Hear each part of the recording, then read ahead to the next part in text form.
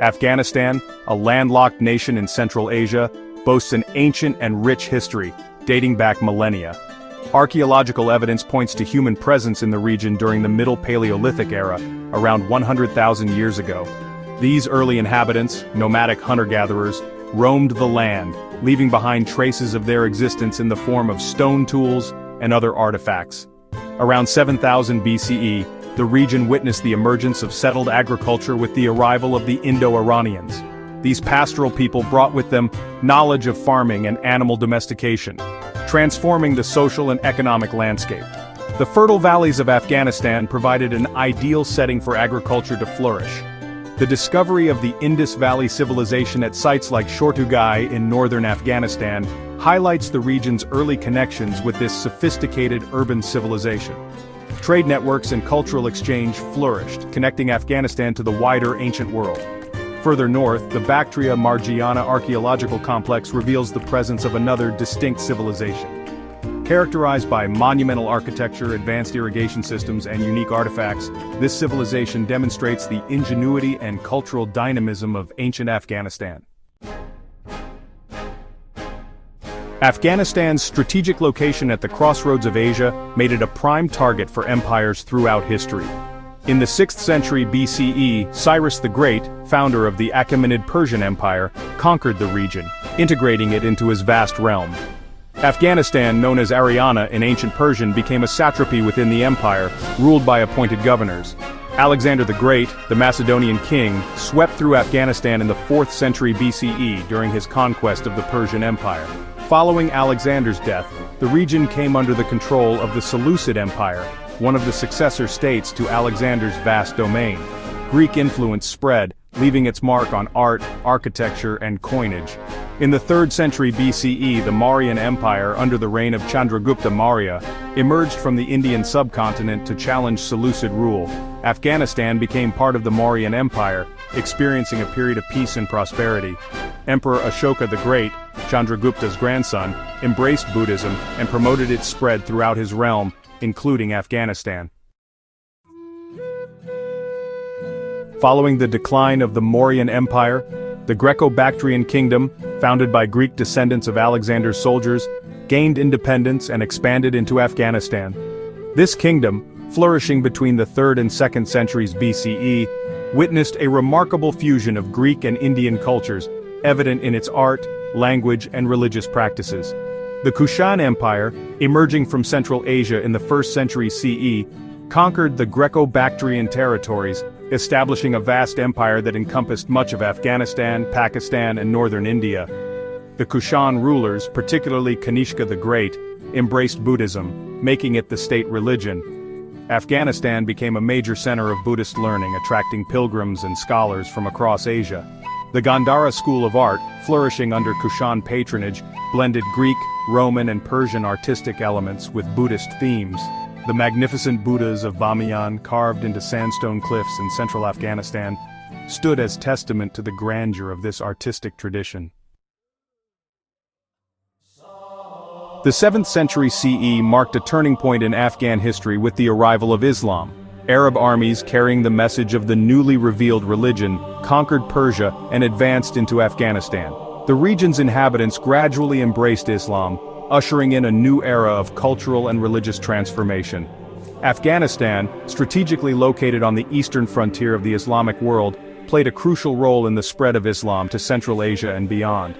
Cities like Herat and Balkh became important centers of Islamic learning, attracting scholars and theologians. Mosques, madrasas, and libraries flourished, shaping the intellectual and religious landscape. The Persian language, intertwined with Arabic vocabulary and Islamic concepts, emerged as the lingua franca of administration, literature, and culture. Afghan poets, scholars, and mystics made significant contributions to Persian literature, enriching its tapestry with their unique voices. Section 5, the Durrani Dynasty, Forging a Nation.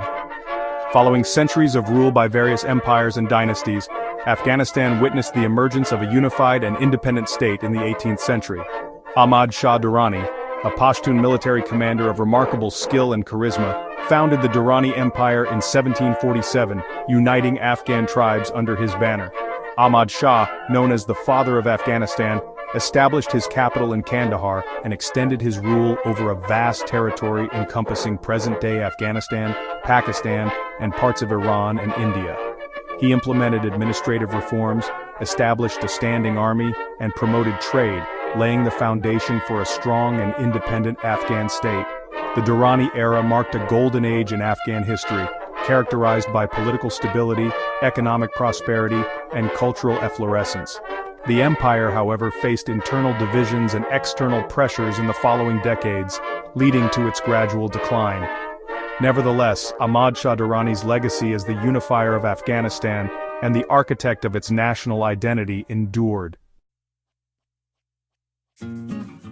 Section 6. The Great Game: Anglo-Afghan Wars and Imperial Struggles. The 19th century witnessed Afghanistan becoming a focal point of geopolitical rivalry between the British Empire, expanding its influence from India, and the Russian Empire, seeking to extend its dominion southwards. This struggle for supremacy in Central Asia became known as the Great Game, with Afghanistan caught in the crosshairs. The Anglo-Afghan Wars, a series of conflicts fought between the British East India Company and Afghanistan in the 19th and early 20th centuries, exemplified this imperial rivalry. The First Anglo-Afghan War, from 1839 to 1842, resulted in a humiliating defeat for the British, while the Second Anglo-Afghan War, from 1878 to 1880, led to the establishment of British control over Afghan foreign policy. The Third Anglo-Afghan War in 1919 saw Afghanistan regaining full independence after King Amanullah Khan declared war on British India.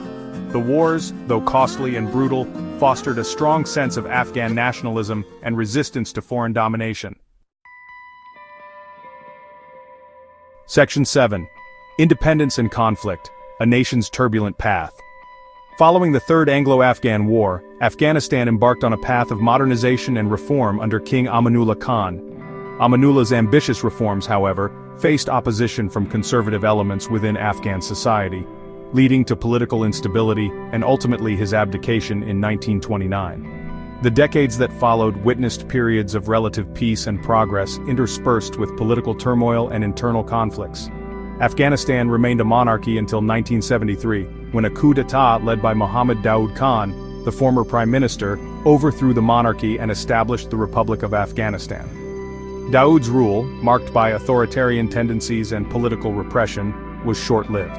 In 1978, the Saur Revolution, a communist coup, toppled Daoud's government, ushering in a period of intense ideological struggle and foreign intervention. Section 8. The Taliban Era and the Struggle for Stability. The Soviet Union's invasion of Afghanistan in 1979 to support the struggling communist government triggered a brutal 9-year war that devastated the country and claimed countless lives. The United States, along with other Western powers, provided support to the Afghan Mujahideen, Islamic guerrilla fighters battling the Soviet forces. The Soviet withdrawal in 1989 left a power vacuum in Afghanistan, leading to a bloody civil war between various Mujahideen factions vying for control. Amidst the chaos and destruction, the Taliban, a Pashtun-dominated Islamist movement, emerged in the early 1990s, promising order and stability.